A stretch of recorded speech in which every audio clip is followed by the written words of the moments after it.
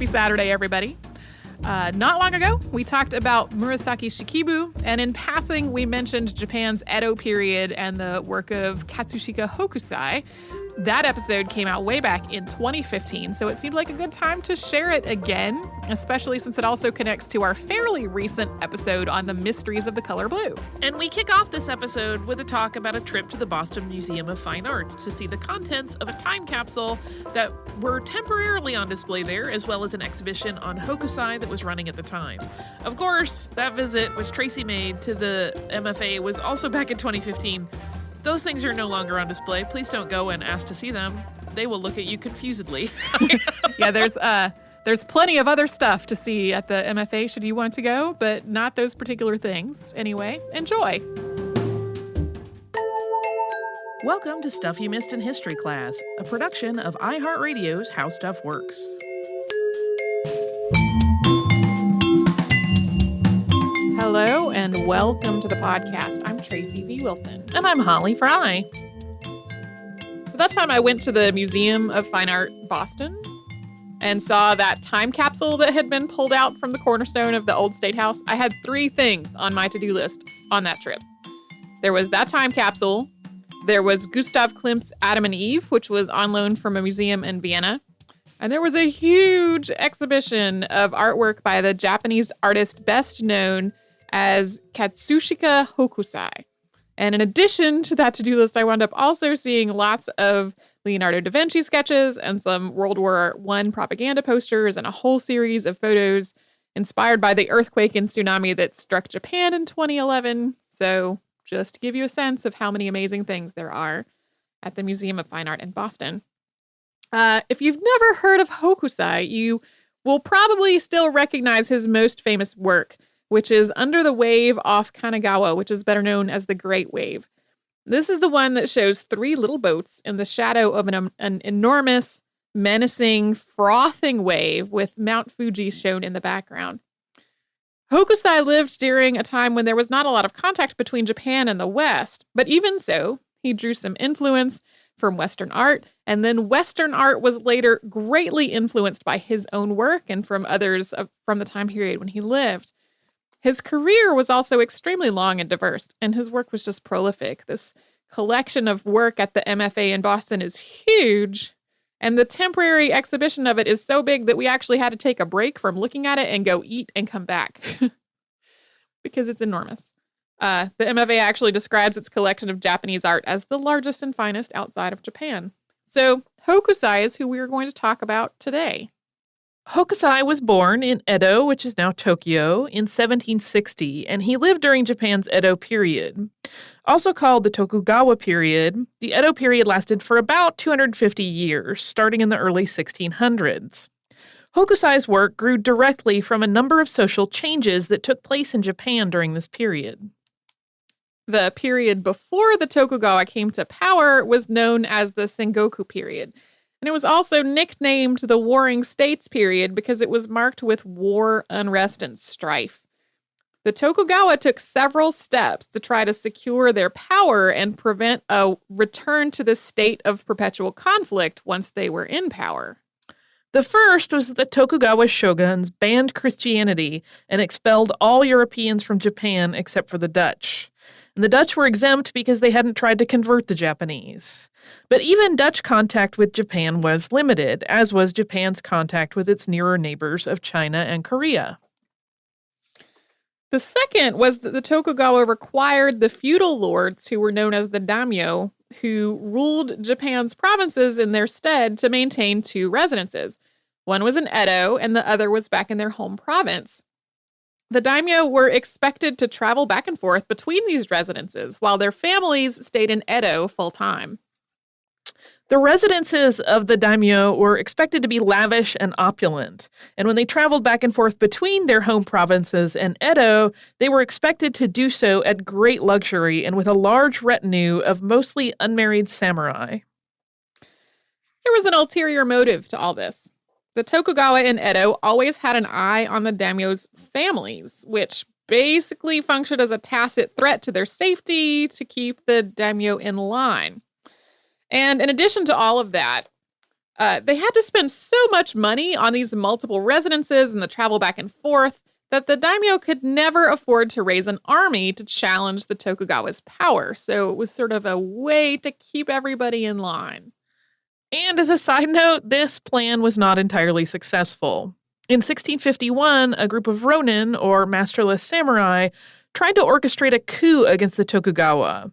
Even though the daimyo were employing quite a lot of samurai, there were many others who were effectively out of work once the Warring States period was over.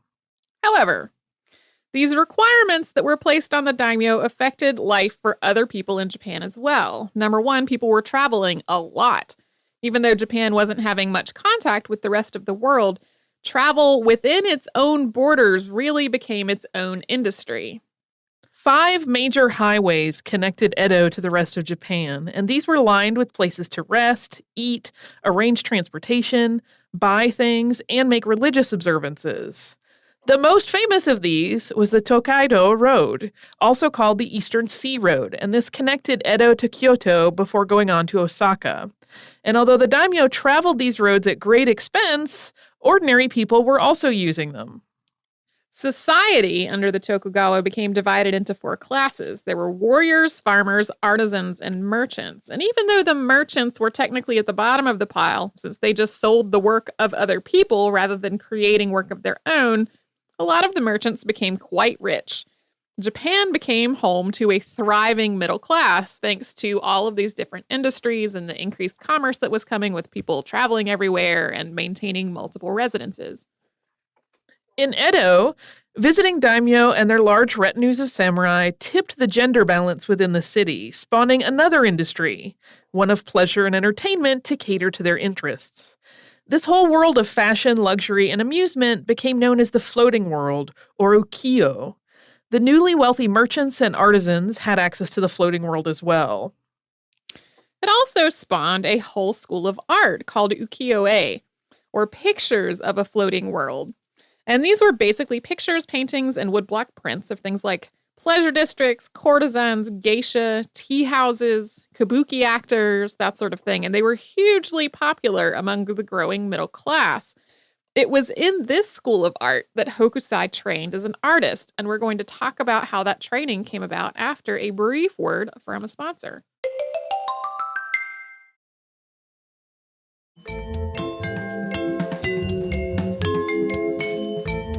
So, to return to Hokusai specifically, we know a lot more about his professional life than about his personal life. There's a fair amount of contradiction when it comes to the details of his biography, thanks to its age and the fact that a lot of knowledge of it that survives today is kind of gleaned from a wide range of sources, like introductions he wrote to his own books and notes from other artists that were compiled well after his death. He was born Kawamura Tokitaro. He had an uncle named Nakajima Issei, who was a mirror polisher. This was actually a prestigious position because mirrors at the time were mainly made from bronze rather than silvered glass. Mirror polishing required a special and exact set of skills, and Hokusai's uncle had no heir to train to take over this position. So Hokusai's uncle adopted him. And later on, reflections, refractions, lenses, and optical effects would become a huge part of Hokusai's work. Hokusai started writing and drawing at the age of 6, and these are 2 skills that are really connected quite closely in Japanese culture thanks to the use of kanji in written language. Later on, Hokusai would also say that anyone who could write could also draw, and he would create these paintings that were basically built up from a series of written words. It's unclear whether Hokusai just didn't want to be a mirror polisher, or whether he didn't get along with his uncle, or whether he correctly concluded that bronze mirrors were going to go out of fashion. But regardless, as a teen, he did not pursue his uncle's line of work. He worked instead for a publisher and a lending library, and he worked as a block carver, making blocks for Woodlock Prints. Even though he demonstrated a talent for art at a very young age, and his uncle's position meant he could get access to the shogun's official painters, Hokusai's formal education in art didn't actually start until he was 19. He joined the studio of Katsukawa Sunsho, a ukiyo-e artist, in 1779. Katsukawa Sunsho's specialty was woodblock prints of kabuki actors. While working in Katsukawa's studio, Hokusai signed his prints Shunro, which is a combination of a character from his teacher's name plus an additional character. And this was traditionally how art students would sign their work, with like a character from their teacher's name plus another character of their own choosing.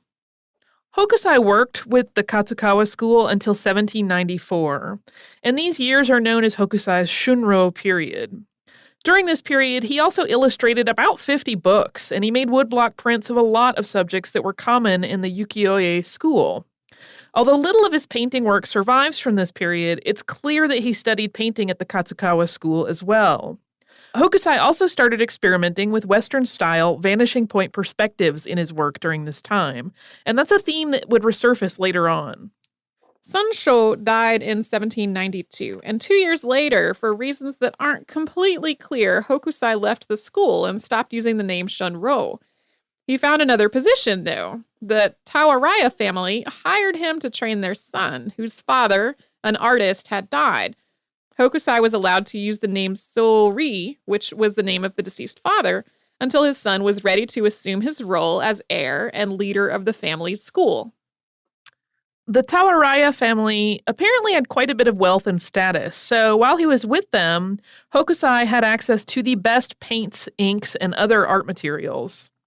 And for about 4 years, he produced a large number of privately commissioned prints, known as sorimono, as well as a number of paintings.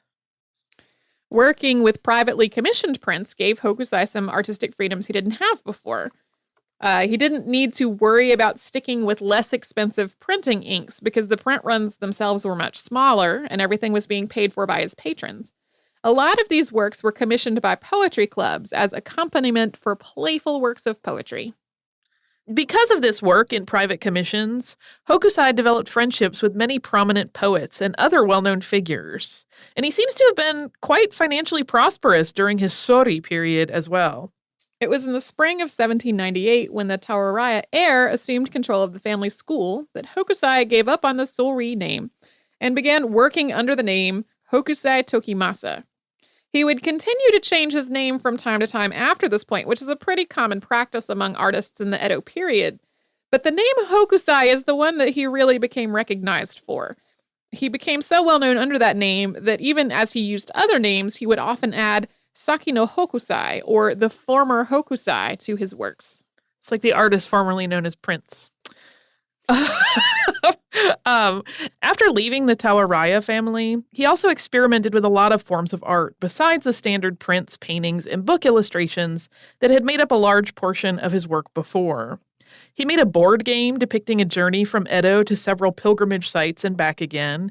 He also created puzzles and a deck of playing cards based on the tale of Genji. He produced books of his own, including manuals on how to draw, and he published sketchbooks known as manga. He also made lots and lots of dioramas. These were intricate illustrations that were printed on one flat sheet, or maybe two, if you really needed a lot of them. And they were meant to be carefully cut out and then assembled with the cut pieces standing up vertically, which would create a three-dimensional scene. Many of these were extremely complex and detailed. One of the prints in the MFA's exhibition is one of these uncut, and working from a copy of it, curators tried to create an assembled version to kind of accompany it. So you could see the flat one as it was printed and the assembled one. It took them multiple tries to get it to do. We mentioned before that we don't know a great deal about Hokusai's personal life, but what we do know is that he experienced a series of tragedies starting around 1820. His oldest daughter had married one of his students, and they divorced. In 1826, Hokusai became very, very ill, and a year later, his wife died. His grandson, son of the daughter who had divorced, did something. The details of what exactly it was are unclear, but whatever it was led Hokusai into some really huge financial problems. His third daughter, on the other hand, was named Katsushika Oi, and she became a wonderful artist on her own, and it's possible that she helped her father with some of his work. I actually originally wanted to do the episode on her because she seems to have been quite a character who loved sake quite a lot, and she would sometimes substitute one of the characters in her name for one meaning drunk instead when she signed her artwork. But unfortunately, we know even less about her and have way less of a body of work to draw from to talk about Katsushika Oi than we do about her father. And it's possible that all these tragedies and the lack of money that followed were what spurred Hokusai into making his most famous work of art, 36 Views of Mount Fuji. As its name suggests, there are 36 prints, each featuring Mount Fuji in some way, and the Great Wave is one of those.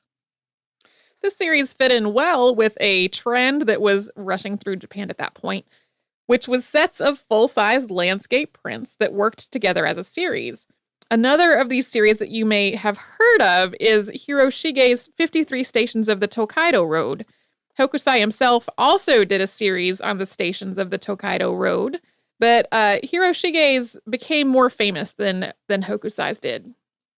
36 Views of Mount Fuji was also inspired by Prussian blue ink, which was newly available in Japan and known as Berlin blue there. It led to a huge demand for artwork that used the color blue. And while the public clamored for azurie, or prints done entirely in shades of blue, Hokusai started using the blue paint for the outlines on his landscapes, which had traditionally been black. And he also used them for prints of birds and flowers. Hokusai also used lots of blue in his work in general during this craze for blue, and some of the prints in the 36 Views of Mount Fuji in their first edition printing are almost entirely blue. As people became less enamored with the color blue, the same blocks would then be used to print new editions of these works, but with more colors in them, so they weren't quite so overwhelmingly blue. After the success of the 36 Views of Mount Fuji, Hokusai created just an enormous number of landscape prints. But around 1834 or 1835, he ran into some trouble with his publisher. And the details, as is often the case with his story, are unclear, although it seems as though a publisher that he'd been working with on several multi-volume books of prints suddenly went bankrupt, and consequently, later books that were supposed to come out went unpublished.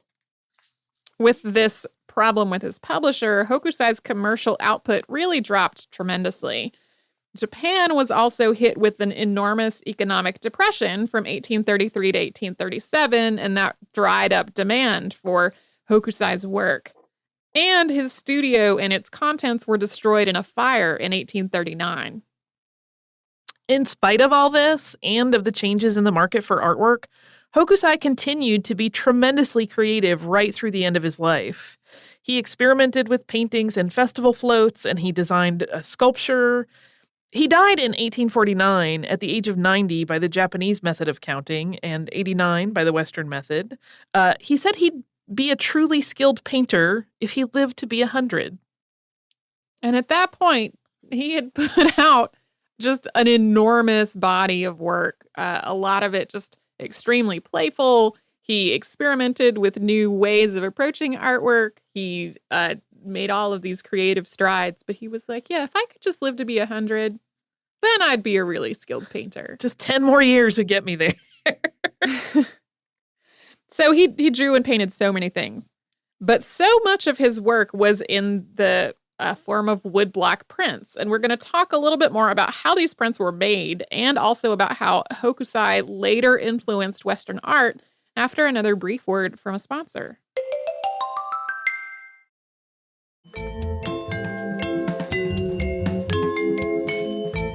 So often when we talk about visual artists on the show, we're talking about people who made each piece of art as one thing. So painters and sculptors and potters and textile artists, they make a work of art.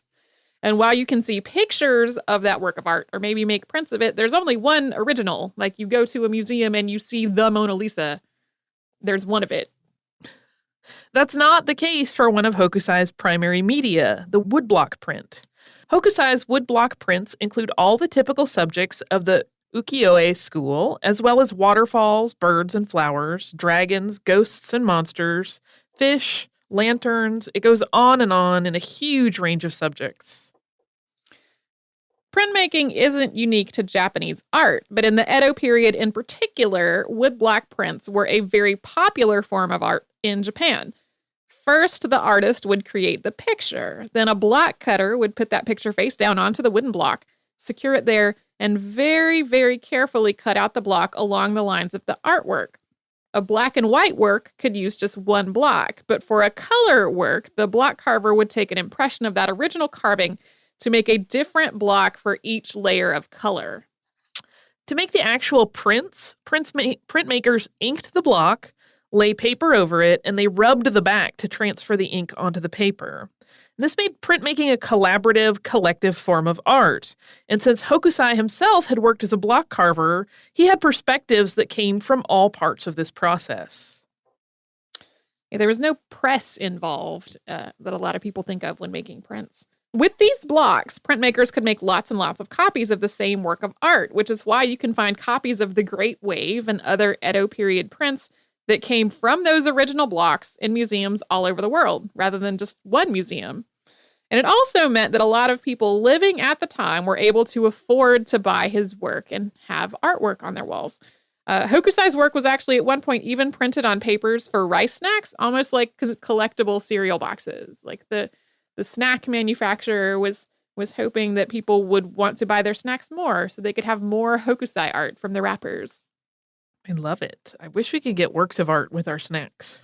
Commodore Matthew Perry arrived in Japan on July 18th of 1853, just a few years after Hokusai's death. And acting on behalf of the U.S. government, he demanded that Japan open trade to the West. Although Perry's fleet was small, Japan had no navy with which to defend itself, and so it was forced to negotiate. Japan and the United States signed a trading agreement in 1854. Further treaties followed, most of them unequal and benefiting the other trading partners more than Japan. Naturally, this affected Japan as a nation dramatically. For example, the Tokugawa shogunate fell and was replaced by an emperor.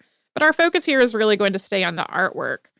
While Hokusai's work had begun to fall out of imperial favor, this newly opened trade with the West sparked a craze for Japanese art and culture. Fans, kimonos, screens, and porcelain were in huge demand in the West. Diplomats, tourists, and officials who visited Japan also came home with the artwork that they bought while living there.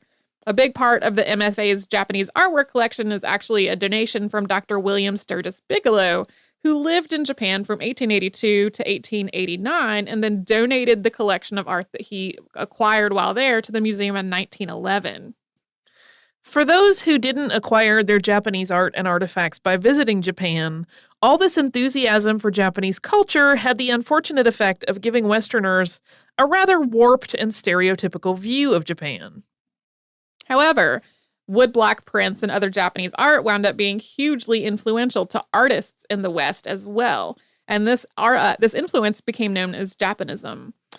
Felix Brequemont, who was a French Impressionist painter, found a set of Hokusai's manga in Paris in 1856. He started sharing Hokusai's work with his artist friends, and soon other Impressionist artists were really seeking out and learning from Hokusai's art, as well as the work of other artists from the ukiyo-e school. Impressionist painters started to imitate the use of color, lines, and perspectives, along with Hokusai's often very playful treatment of visual subjects. Claude Monet acquired about 250 Japanese prints, 23 of them by Hokusai, and then, like Hokusai, he made a practice of painting the same thing in many angles and from many settings. You can see this clear Japanese influence, for example, in Henri de Toulouse-Lautrec's Divan Japonais and Vincent van Gogh's La Courtisane, and a series of etchings by Mary Cassatt. Yeah, if you sort of line up lots of Hokusai prints and other work from the ukiyo-e school next to lots of Impressionist and post-Impressionist work, it's pretty easy in a lot of cases, even for a layperson who's not like deeply enmeshed in the world of art and art history, to see the progression from this Japanese art style into Western art. It's pretty fascinating. I love it. I love it. I do too. So I did not know how enormous this exhibition was when I went in there. I thought it was about half the size that it was, and then I came around a corner, and it was basically that entire size of what I had just seen doubled again. Ooh. With more stuff. And a lot of it is really incredible. And some of it, there's a whole Japanese artwork section of the museum that you can see at any time, even when this exhibition is not part of it anymore. But I do really like that this artwork was printed en masse and popularly consumed. And so, lots of folks just bought prints as a matter of course. And you have all these prints that are still in pristine condition that date back to the 1850s and before in museums all over the world. I think that's pretty interesting. It's fabulous. It has less of the concern about where that art should rightfully be, since the same prints are also available in many museums in Japan. I know that's a question that comes up sometimes when we're talking about art and what is in museums around the world and where it came from. Yeah.